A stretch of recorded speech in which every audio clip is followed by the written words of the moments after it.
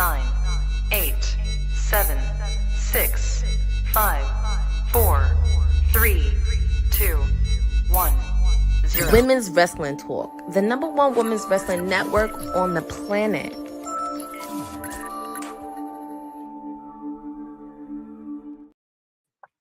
Welcome to Women's Wrestling Talk. My name is TK Trinidad. We're here to talk about all things women's wrestling for this WWT Live on this fun Monday. And I'm not alone, we got so many people. However, just so you guys know, our super chats are open. So for anything $2 or more, we can let you know where Seth has been hanging out and also where Will has as well. But I am not alone. The PR princess herself is in the building, back for a second round. Yes, round number 2 after last night's spectacular show at Fight Factory Wrestling from the Jersey Shore. But I'm happy to be here because it is Wednesday. Obviously, we have Did I say Tuesday? Huh? Did I say Tuesday or did I say Monday? You might have said Monday, but it is Wednesday. Oh, okay. It is Wednesday. I mean, yes, we have Dynamite tonight, but we have a lot of stuff happening. Like if you saw Dark Side of the Ring last night, lots of tea to be spilled. Yes, for sure. Well, happy Wednesday. Clearly, I don't know what day it is. Because I got a message from this lady in the side. She's like, it's Wednesday. I'm like, wait, what did I say? The sweetest Oos in the building. What's up, buddy? Buzz. Happy Wednesday. Happy hump day, beautiful people. You know you cannot have spilled tea without some honey in there to make it sweet, you know? I'm excited to be here. So much to get into. Let's do it, y'all. Yes, for sure. Hey, Eric, how are you doing? Just for the sake of our producer from the future, before he sends a message, even though he might, because he might have missed this part, let's get into the AEW preview for tonight. We might as well get into it because at the top of the hour, yours truly will be calling because it is Timeless Elite Wednesday with me because they're in Boston, in B-Town for AEW Dynamite. We're on the road to redemption. And if you did not know, we have a new AEW World Heavyweight Champion in Kenny Omega. He's doing his championship celebration tonight. Very curious on what's he going to say. And he's going to be hanging tough since he's going to be champion and he has a big match against Will Ospreay next month. We're also going to have ladies in action. We have Willow Nightingale taking on the upstart duo of Maya World and Hyon, who you may have seen floating in the Ring of Honor space. They'll be taking on the unlikely alliance of Mercedes Moné and the Divine Dominion, who are the reigning AEW Women's World Tag Team Champions.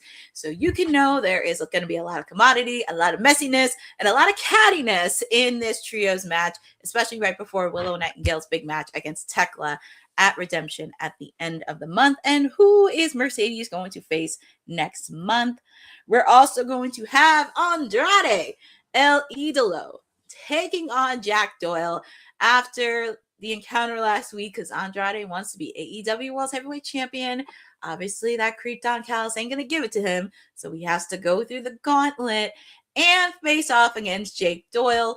If he beats Jake Doyle, he gets a shot at the AEW National Championship against Mark Davis. So excited to see Andrade here tonight and getting some singles one-on-one.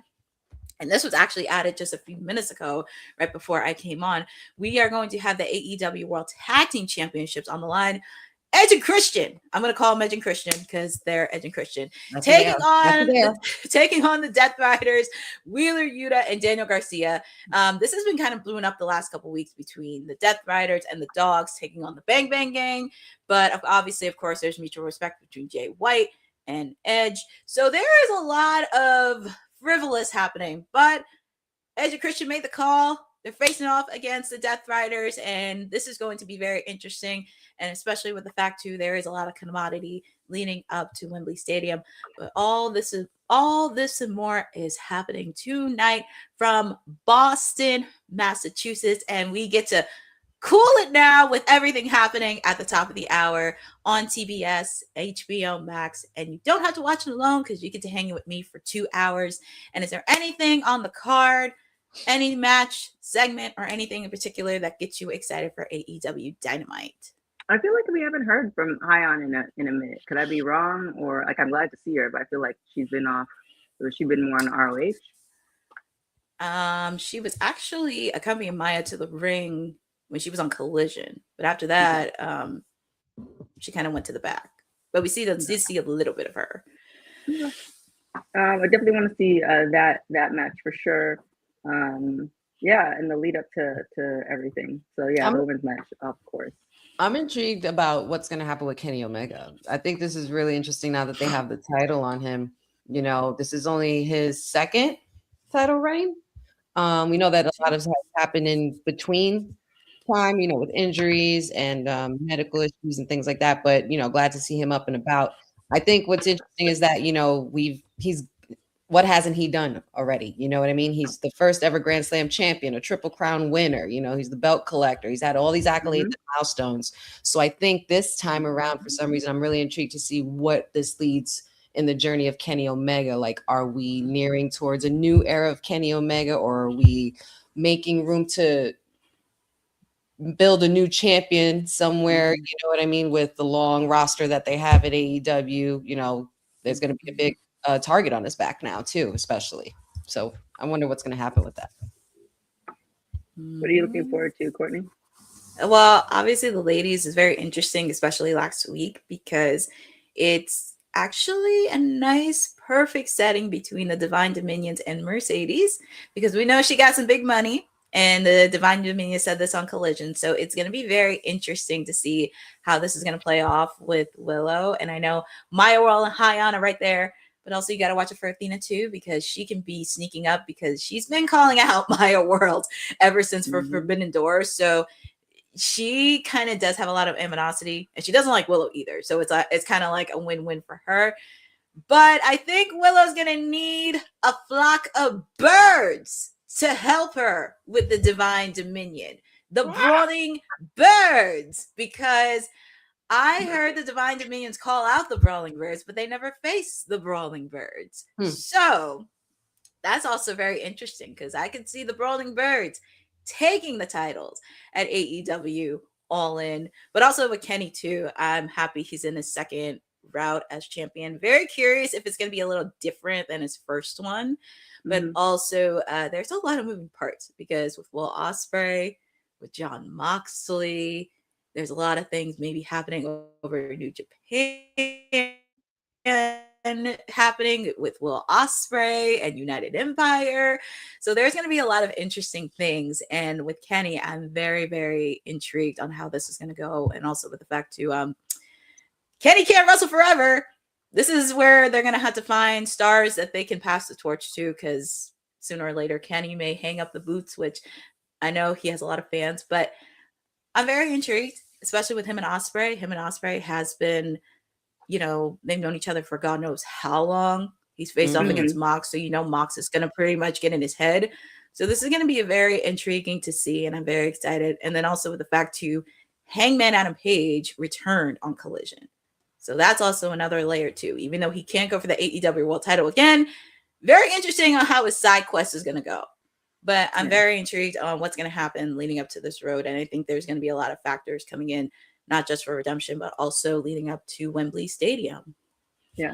Kenny Omega is only 42 though. So has he said he doesn't look like he's 40. No, he doesn't. But the thing is, that's technically, if you think about it, look at the range of champions that we're dealing with and look at all of them. You know? I know. I mean, that's about right. Like, WWE and all that other stuff, it's kind of like, it seems like and the way medicine is working, if he wants to, I'm not forcing him or anything, but it's just kind of like, seems like he has like another 10 years. Seriously. So, you know, we will see. But you know, something that AEW is also looking forward to is that money from Queen of the Ring. Oh boy. Whoa. My eyes popped open when I saw this. I said, excuse me. Well, all right. Tell us about it, Courtney. Oh my God. So courtesy of Post Wrestling and Brandon Thurston, because he was the one that broke the story yesterday. Gotta give credit to the source. This is actually very interesting when I read it. So AEW is suing the production company behind Queen of the Ring, alleging more than $105,000 in sponsorship fees for promoting the film are long overdue. Ring Productions, LLC, the business entity that produced the movie, signed a sponsorship deal in January 2025, agreeing to pay AEW approximately $350,000. In exchange, Queen of the Ring got sponsored matches on AEW programs, members of the film's cast shown in the front row on AEW broadcasts, in-arena plays of the movie trailer, AEW talent hyping the film on their social media accounts, among other benefits.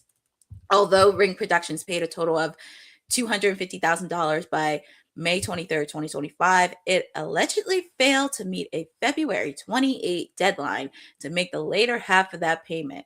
According to the lawsuit, the company still owes the remaining $100,000 in sponsorship fees, plus over $5,000 in contractual talent travel expenses.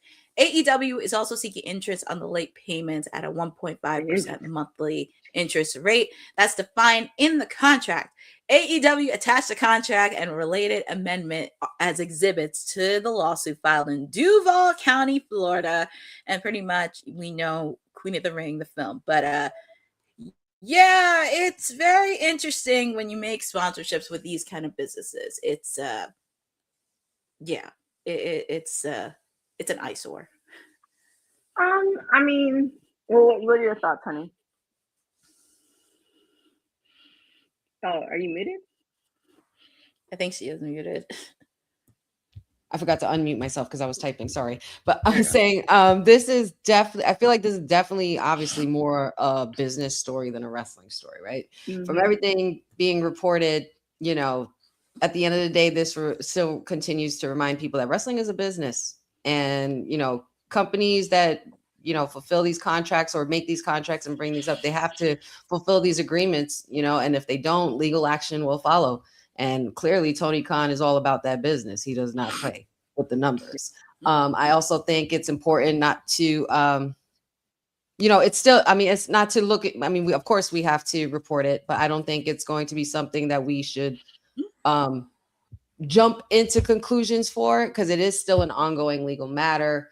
You know, but just because the lawsuit was filed and such doesn't necessarily mean that they're guilty. We don't know exactly what the agreement was, of course, according, except for what, you know, Courtney said, but with what was said in those contracts, if they didn't fulfill their agreement, they're going to need to pay up, and they're going to have some serious money to owe, clearly, and if not more than $100,000.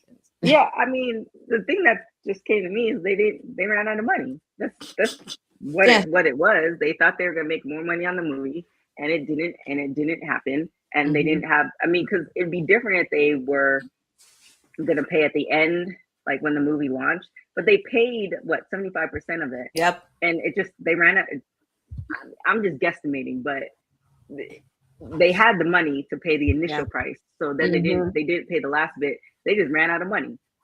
And pretty you much, know, it's kind of like, I mean, I don't know the production company, but it's one of those things that, you know, I don't know if they told them the truth. I don't know if it's like, let's do a workaround. I don't know what happened after that, but to me, yeah, they just like, I don't know, sir. Folks got to read that fine print front to back. You pretty much have to read. Always have a lawyer present, you know, get somebody to look it over and make sure that I think they did look it over. I think they literally thought, it's kind of like somebody who buys you could buy a Honda, or you're like, oh, okay, well, I'm gonna get some money soon, so I'm gonna get like Lexuses are cheap, but I'm gonna get a Maybach, right? Then you get the Maybach, and then you realize I don't have it. Yeah, that's what it really was. I think that the line producer is the one who controls like the budget and stuff like that, and probably with the help of the marketing department. They thought they had a projected amount, and again, this is all speculation, but I've seen it happen quite a few times. They had a projected amount, and they thought they were going to get that, and they didn't get it. Yeah, we gotta dot those. Dot those I's and lowercase J's and cross those T's and make sure that your money is right.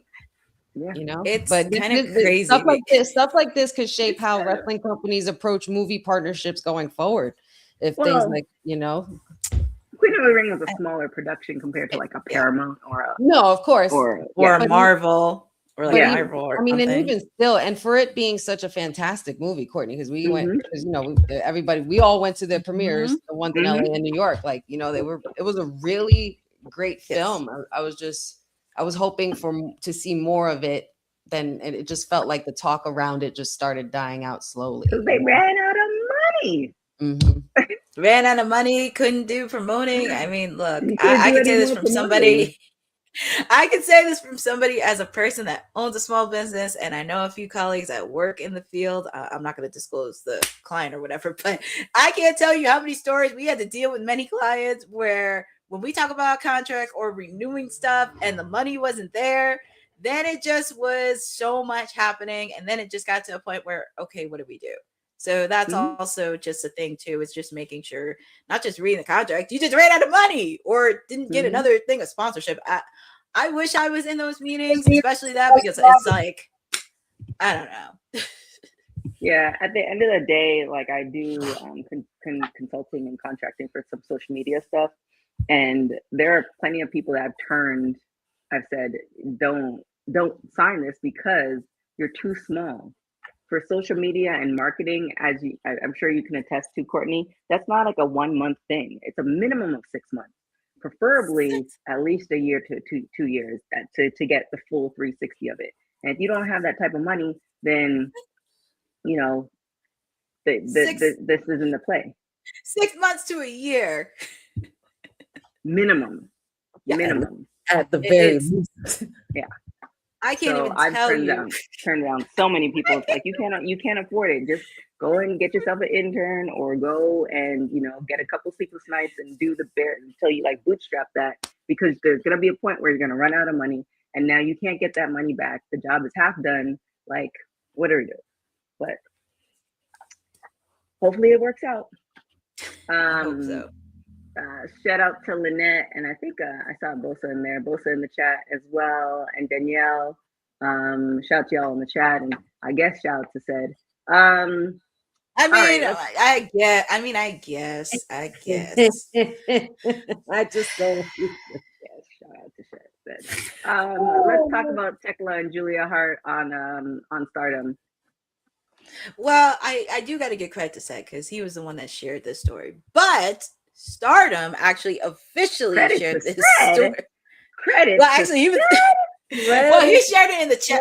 Well, he shared it in the chat first. Wow. They must be feeling really good this week, boss, because I understand they Sed's running amok in Vice City right now, and right. Courtney's got a lot going on. It's a lot of excitement. They must be cool this week. It's just a lot. It's just a cool week because I have a lot of stuff to do. But next week it'll be different. But Stardom, this is actually pretty huge. So Thekla, Julia Hart, and Skye Blue actually appeared on a live stream of Stardom, and they announced the Triangle of Madness will challenge for the Artist of Stardom Championships this Saturday. Julia Hart also announced that she'll be entering the Stardom 5-star GP 2026. And I thought that was really, really huge with the fact we've been talking about Stardom for the last couple weeks, like a month and a half. And I'm really grateful to see Stardom's getting a lot more presence, especially on the AEW side. We've seen it on the Ring of Honor side. We're seeing it at MLW with their strategic partnership. And I do like that, especially with the fact, too, Thekla does have some history with Stardom. That also adds another feature, too. And also with the fact, too, many AEW superstars have never wrestled in Japan, New Japan, or Stardom. So I think this is a really good opportunity for not just Skye Blue, but also Julia Hart as well. I'm very excited and very curious on Julia Hart, who she's going to face in that GLP, that Grand Prix, something like that. But I'm really excited. But She was stumbling over those words. I know I was stumbling. too many acronyms. It's like so many acronyms. LOL, JK, LMFAO, all that. I like this too, because you're continuing to see the relationship solidifying between AEW and Stardom, right? And for Julia Hart and Skye Blue, technically wrestling internationally helps them. Wrestling internationally for anybody helps them grow as performers because they're stepping out of their comfort zone. They're learning new things in a different place, in a different space, and Thekla's been one of the hottest names in women's wrestling because of her, just off of presentation alone and how she's just been rolled out, and she's such a big threat.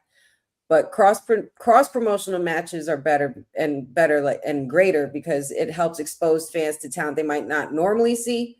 And we constantly talk about how this is great because it just continues to open doors for the superstars themselves and continue to grow. It benefits them. It benefits the promotions as well when they work together instead of trying to always be competitive against each other. So I really hope that this relationship between AEW and Stardom continues to be fruitful because it's working. For sure. Yeah, I remember when we used to talk about, I forgot, it was a social media post I saw earlier today where it's breaking down all the women's wrestling promotions internationally. And it is I'm so glad that like AEW, WWE dabbled in the Forbidden Door, but AEW definitely, they started off with TNA and they started off with NWA when they first came in. So I love the fact that they're still continuing with the Forbidden Door and opening it to more people, the CMLL and Stardom, etc. So yeah, it's we can't poo-poo all over fake TK for. You have to give him credit for a lot of other things because I think without AEW we wouldn't be in this place where we are talking about Stardom in North America. That's the extent that we are doing right now. Yep. I could say this as a person that watches it. He ain't stupid, but there are some choices that he makes. He ain't stupid. He's not stupid and oblivious. It's just the people around him. It's just my biggest concern. But he's not stupid. What were you gonna say, honey? No, I said he knows what he's doing. That there's one thing, like I said earlier, that Tony Khan does know, it's business. Very true. Let's talk about Hikaru Shida was content to retire before competing at her first AEW. So let's talk about that. Yeah, so actually this really happened. Make sure to check out the interview she did with Renee Paquette because I think that's really cool, and check out some of the past interviews that she did because I think Renee's doing a great job with that.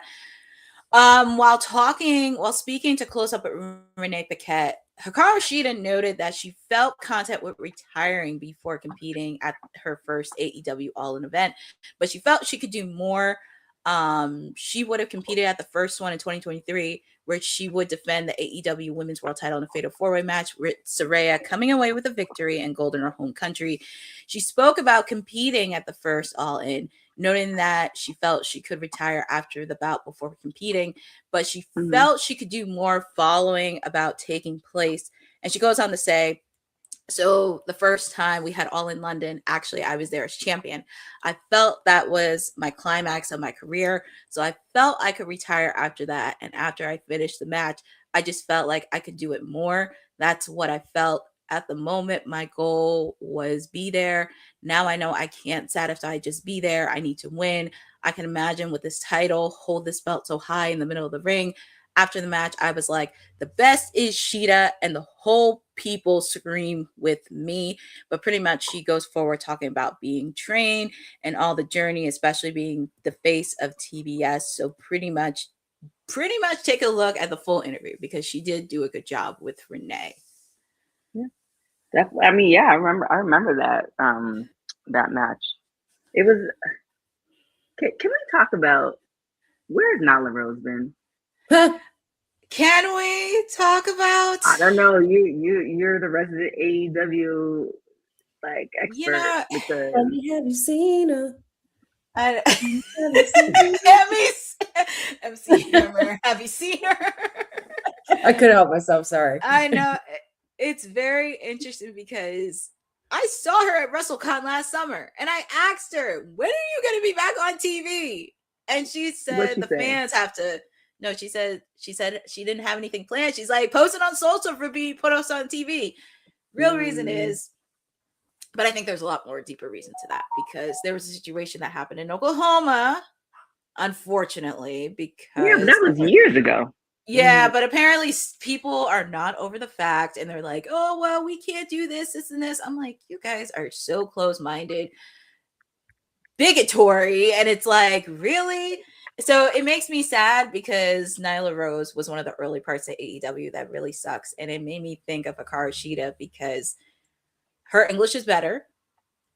And if you're going to position her as the ace of the women's division, You need to actually believe that she can do it, because I think she can do it. It's just a matter of time, because look, you have Toni Storm, you have Mercedes, I get it, but people tend to forget when AEW first started, Hikaru Shida was already a multi-time AEW Women's Champion. She already did it. Granted, she had some visa issues to deal with and all that stuff. And also, I did not know that she has a StreamYard, like she streams. I don't know. I think she does do streaming for a bit, and it kind of sucks, but I think it's on her Twitch or another social. But I think it's really cool that she's doing that, especially when her visa wasn't working. But I do think it's time to put her, because I still think she is the ace of the AEW women's division. I still think she's capable of it. Her English is so, like, not say her English was terrible before, but she speaks so clearly now. And she has some personality to it. And I really do love it. I really do love that. I think Hikaru Shida should be one of the first women that when she does retire, she gets inducted into some AEW Hall of Fame if they ever have it. Because not for nothing, she carried that division through some really tough periods. You know? And I don't think she gets enough credit for it. So, and that, my friends, is the difference between fan favorites and workhorses. Mercedes, Toni Storm, fan favorite. Hikaru Shida, workhorse. Nyla Rose, workhorse. Willow, even workhorse. Same. Because you know, but like, I'm just really glad she decided to keep going, because she still has plenty left to offer. Whether it's in ring or out of the ring, her knowledge is valuable in the business. And I want to see her.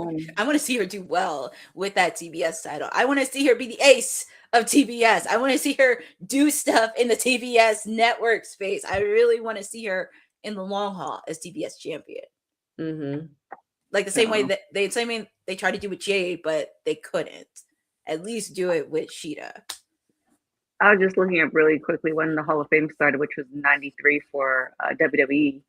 And they originally started in 1953, so it was quite some years. Like, when do you think, as far as an AEW Hall of Fame, when would it be at the 10-year mark, do you think? I think that would be decent. They started in 2019.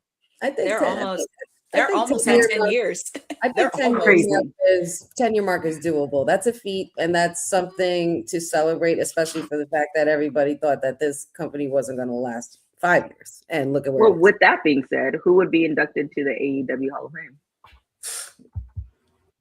Sting maybe be the first, since he's retired. Yeah. I think they would probably make him the first headliner. And Kenny, maybe Edge when he's ready to retire. Kenny Omega's definitely got to be in there. Kenny. MJF still has a long way to go before he retires, but he's definitely got a spot there. Like, you know what I mean? I would also add the Young Bucks in there, only because it's only a matter of time they're going to hang their boots. I say a lot of things and I joke about it, but listen, you can't deny the wrestling that they've done. And even though I call them shitty EVPs and all that stuff, you cannot deny the synergy and the tag team stuff that they do. You just I don't call them that. I don't call them the Young Bucks either. I call them. I was thinking that David's right. Cody Rhodes. Do you induct him even though he's with WWE? I mean, technically. Him and Jericho. Right? Him and Jericho. Like, and you got to throw in Moxley too. You have to throw in Moxley. But what about the women? Yes. Britt was there from almost the beginning. Britt Baker, Britt, Tony, Nyla, Hikaru, Shida. Yeah, there's so many. Like they're gonna have a fun time figuring out those ballots for sure. And there's so. And I also too.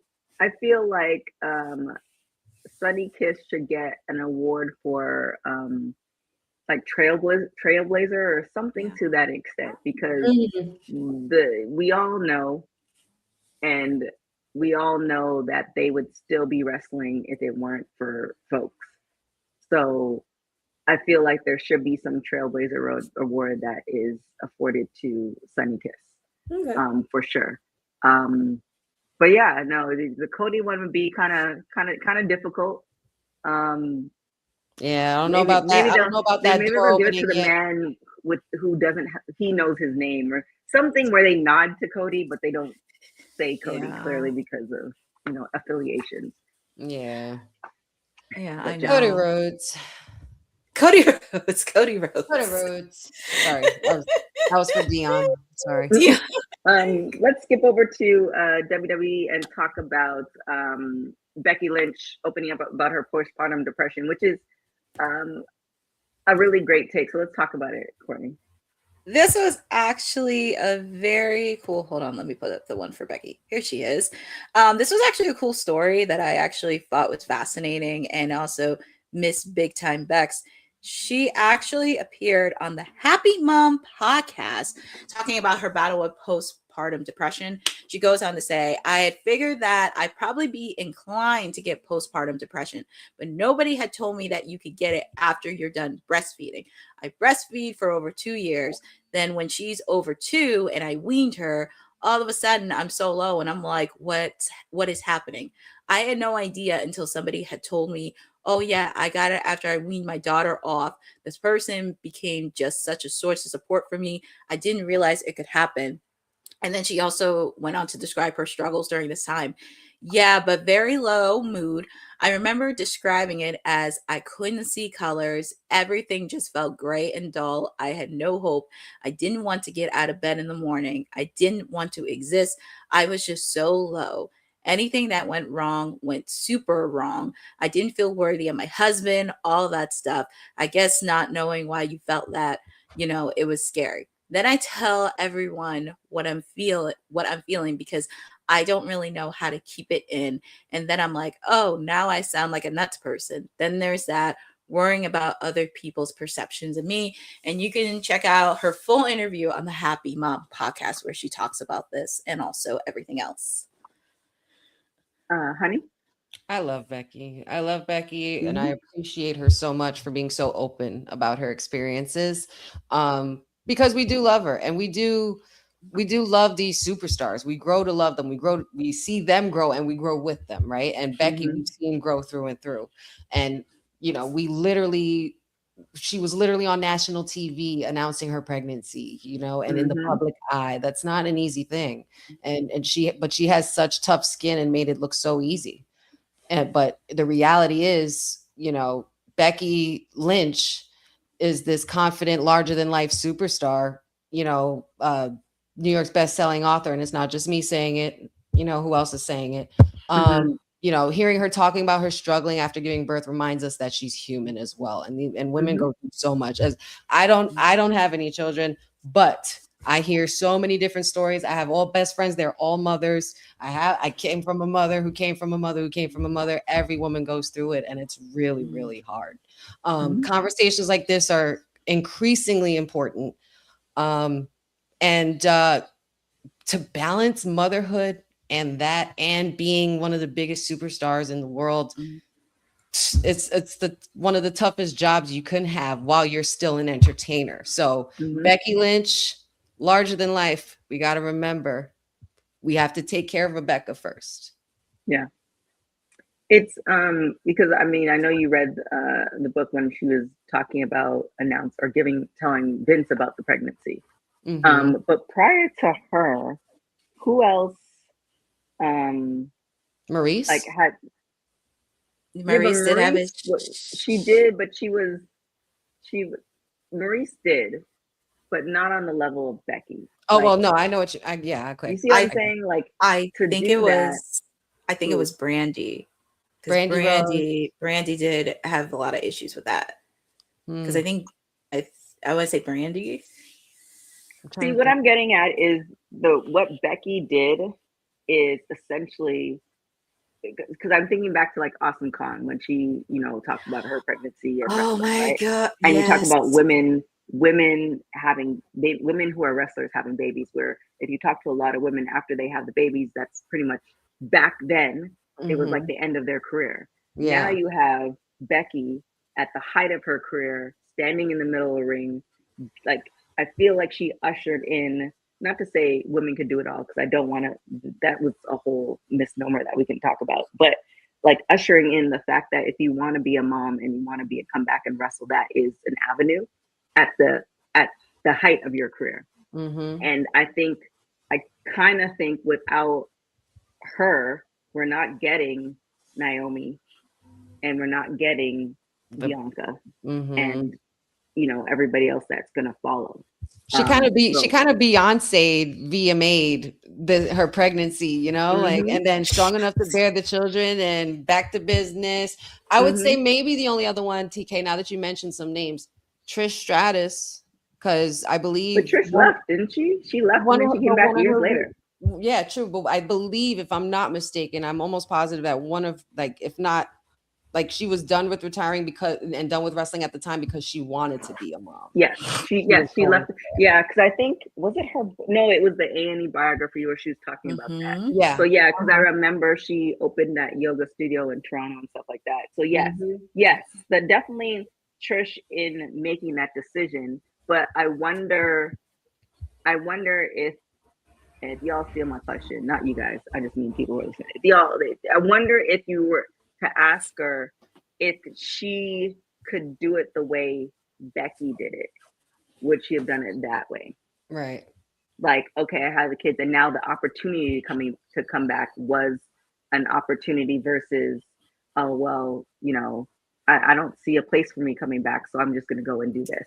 It created such a memorable moment, though. I'll never forget it. And Oscar's reaction was just so priceless. Even though the situation and the way they were booking Oscar was all screwy, but we can't, that's another conversation.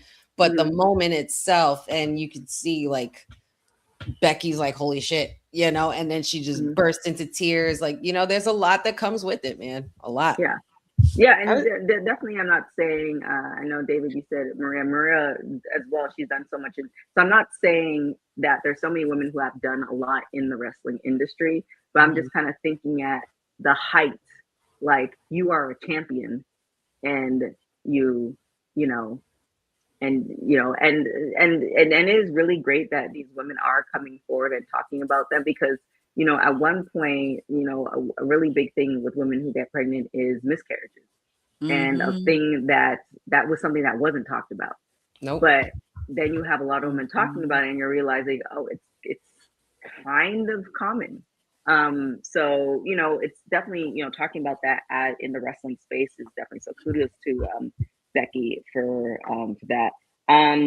You're not alone, Becky. You're definitely not alone. So there's two things that I feel like we can talk about.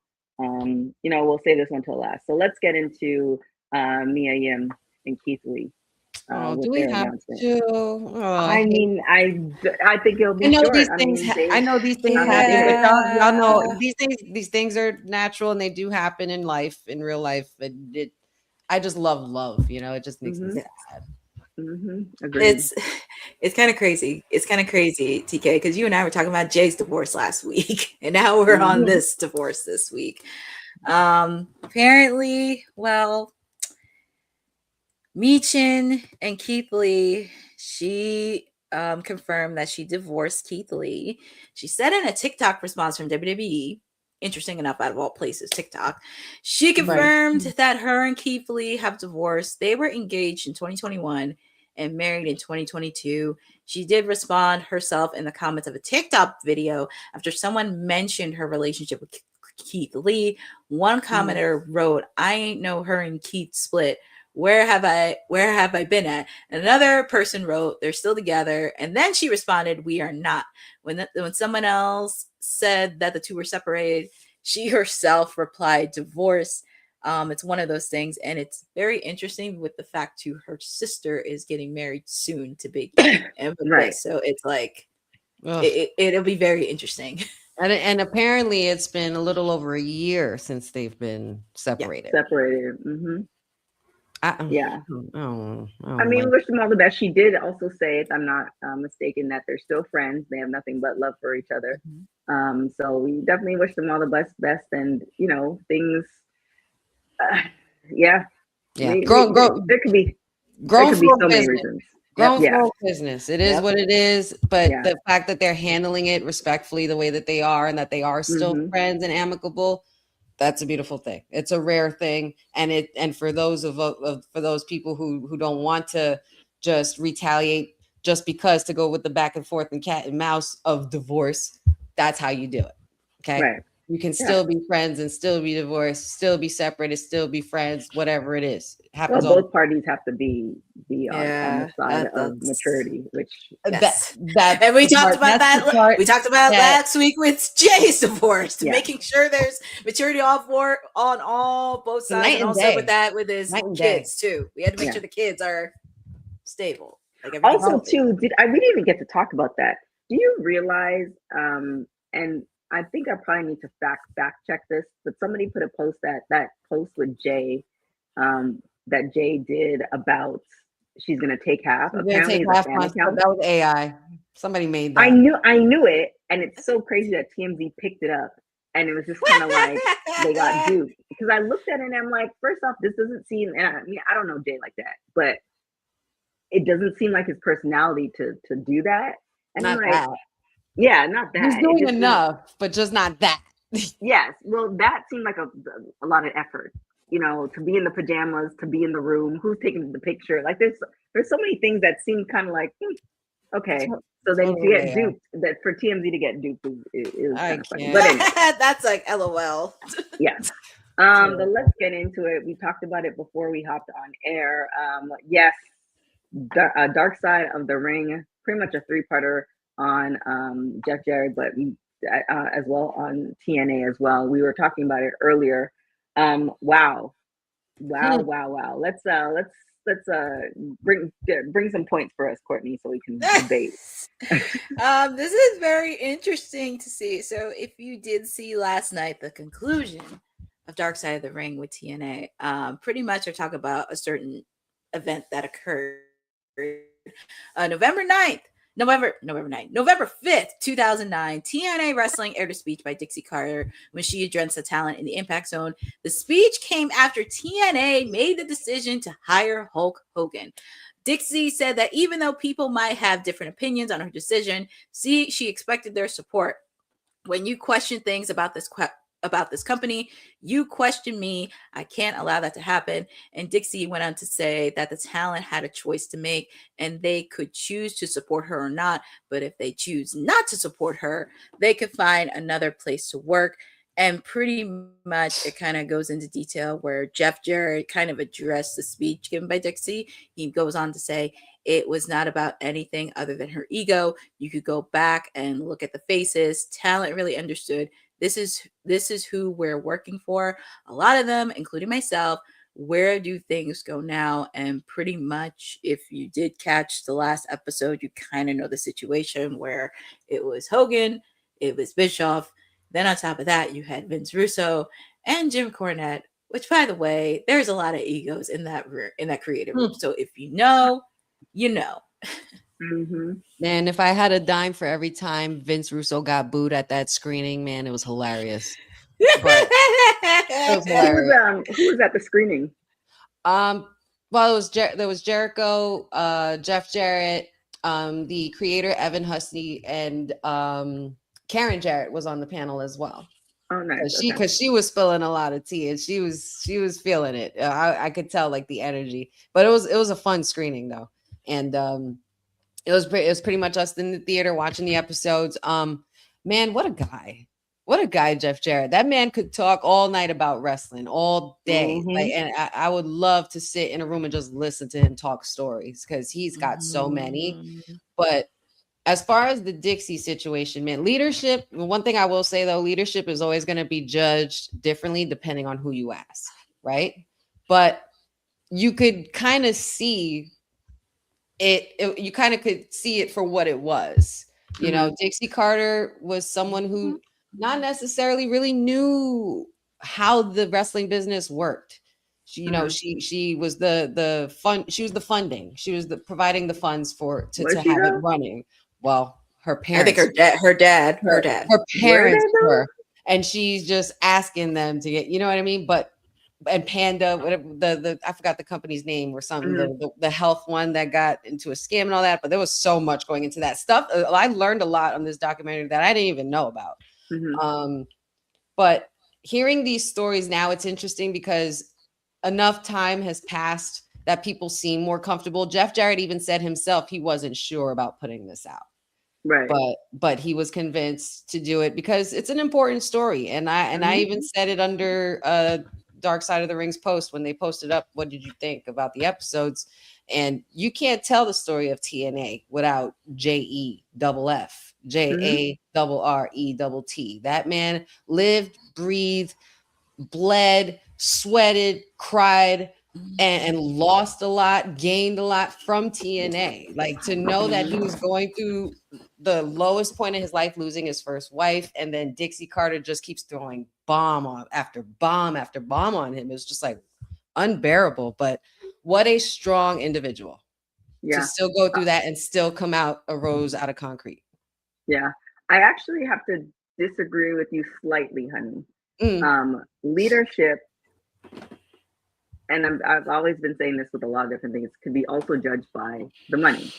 That too. So at the end of the day, you know, yes, she could have brought all these people in, but if it's not balancing, if it's not making sense, then to me, if it doesn't make dollars, you know, as far as a leader, especially if you're going to be the figurehead of something, if it's not making dollars, then it's not making sense.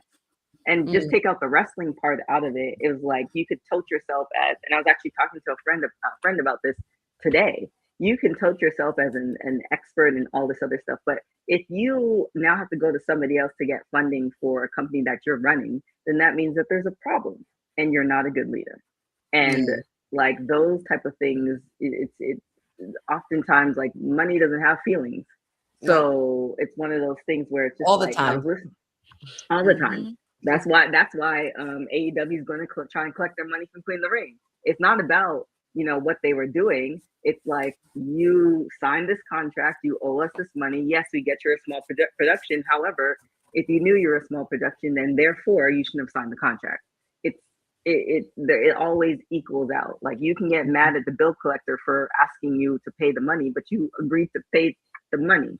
Like, it's you know, it's terrible, but also like that's just the way it is. So that was one of the bigger things that I got from it, and it's unfortunate that I kind of, just looking back and looking on the business side of it, that was just kind of like what could have been. It could have been so different. It could have been so much better and so different. And I didn't like the fact that they didn't include Gail Kim in it. Yeah, I was wondering where the hell she was. Like that was, you know, you didn't include. You did not include Angelina Love. You did not include Velvet Sky. Did not include Samoa Joe. I believe that they had reached out, Evan Husney and the crew, they were reaching out to people, and it was just about if they responded or not. He didn't say anybody specifically, but he was like, there were many calls that him and Jeff were making to see this series through. They got the best that they could. But my take was when Awesome Kong was going off about, you know, about her experience and everything with her, and when she approached Dixie in the office and stuff, and she said, well, we can't do that for you at this time. It's like, girl, I've been working my ass off for you all these years, and you're just gonna throw everything that I've done in the trash because you want to sign Hulk Hogan and Kevin Nash and bring all these old heads in that aren't really doing anything for the business that we've been working to strive to build. Like, and she said it perfectly. You have to believe in us like we believe in us, and she totally did not. That was one of my favorite lines. I wish Dixie would have come on, but there are so many. There could have been just. If I were Dixie, I would say I would come on and I would cite that I would need to be an EP on these particular episodes, or at least see it, so you're not spinning it. Like, because, you know, these people probably had like, you know, 34 hours worth of interview footage that you're trying to make and slice and put in everything. So that would be my only caveat if I were Dixie, where it's like, okay, I'll do the interview, but I also need to approve the interview, which, you know, anybody who's doing interviews is like, well, are you worth it? I don't know. I think I would have, but I would have made some caveats in it as well. But yeah, it was very, very, very fascinating to see. And then also to see where TNA is right now. You know, the knockouts, the rebuilding, because they hit a point where when they were on, was it Pop TV? I think they hit a really good groove on Pop TV, and then they lost that. I think Anthem purchased them. They were on Pop TV, then they lost all TV viewership, and then they were on like Access for a hot second, and they were nowhere for a hot second. Then they were like where they are now, like essentially, TV and all of that. Like now, yeah, they're here like to stay. oh yeah, well after Naomi, like when you saw the graphics that I think it was December, when you saw those graphics, you're like, oh, we're not in Kansas anymore. Whoever, there's been an injection of some money. Something's happening, and now we're seeing the evolution of TNA. But then also we're seeing people walking away. We're seeing like that, those type of things. Like when you see WWE do some shenanigans like that, you're like, it's WWE. They're in bed with TKO and Endeavor and all these things. But when you see TNA, which is, you know, slightly there is affiliation, you're like, are they that big to make these moves? And will this be a repeat?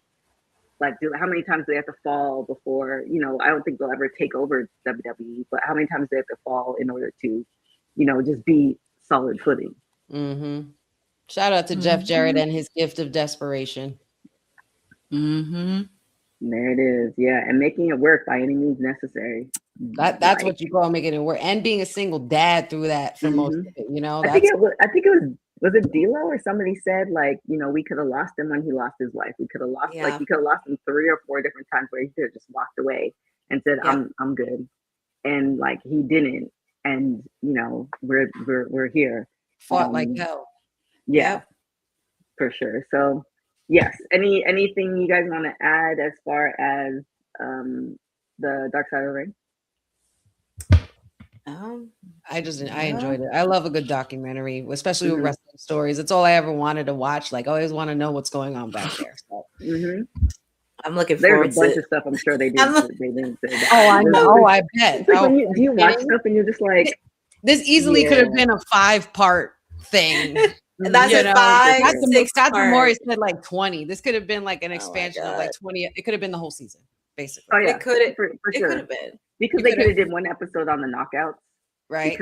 You could have covered knockouts. You could have covered how they came up with the X division, how when AJ Styles splashing on the scene, how they they did go into how they acquired Kurt Angle and all of that stuff. But yeah, man, so much in between. Yeah.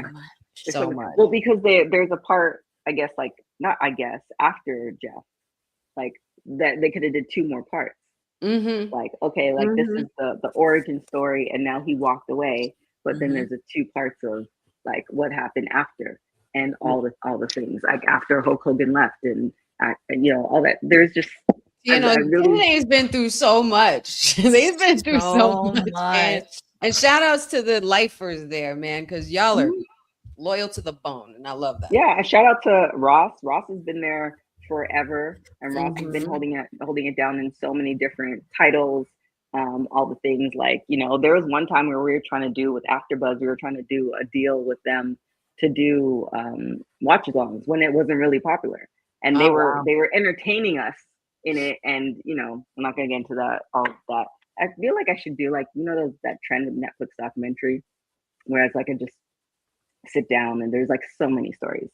But anyways, but yeah, so like shout out to Ross over there as well. And then the rebuilding, I think it's in a good place. Hopefully politics doesn't, you know, shake it up too much. We shall see. That's got nothing on TNA. So yeah, that's the one thing. Is there anything else I know we had like 2 other stories there, but I don't know if you want to talk about that. What do you want to talk about? What do you want to talk about? Oh, we can end with this since we did talk about Dark Side of the Ring. 24 years ago today, Eric Bischoff made his WWE Raw debut. It was named Raw GM. Dun, dun, dun. Oh my God. 24, you said? I like 24. It's so funny because now more and more it's like weird because time is weird. Time is just a weird thing. As you get older, the numbers get higher, you're obviously your age, and then things like this pop up every now and then and say, oh, it's been 24 years since Eric Bischoff. I remember where I was watching this. Right. On my living room floor, eating dinner with my family and watching the usual soap opera. And the shock Eric Bischoff and Vince McMahon opened that door, and it was like, holy cow. I mean, he spent years trying to beat this company, years trying to take this man down, and nobody would have ever expected Vince McMahon to bring him in. But you know what? A lot of people might not know this, but Eric Bischoff technically, didn't he like audition for WWE at one point? I think they talked about in the A&E biographies or something like that. Yeah. So he, you know, and then going out and branching and doing his own thing. He was a TV guy. So Vince was smart in bringing him in and knowing what value Eric Bischoff brought to the business at the time. He was one of the hottest commodities with, you know, orchestrating the NWO and all of that stuff. Like, you know, it's one of the moments that really reminds you how unpredictable wrestling can be. And God, I miss that. Instead of knowing everything. I have a question because Jarrett was inducted to the Hall of Fame for WWE, but now he's wrestling for AEW.